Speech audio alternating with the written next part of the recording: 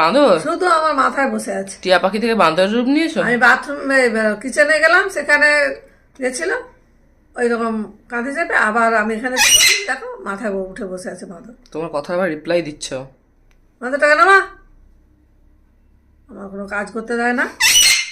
এই chop chop, আবার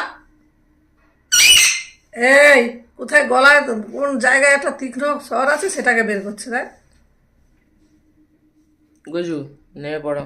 নামো লক লক লক লক করছে। নামো, নেমে যাও নেমে যাও নেমে যাও নেমে যাও। আর করো আর করো। দেখো নেমে যাও বললে দেখো কি করতেছে, দেখো দেখো সেই হাত দাও, সামনে হাত দাও। যেদিকে আমি ঝুঁকছি তার অপরে যেটা পা দিয়ে দিয়ে ব্যালেন্স করে বসে আছে।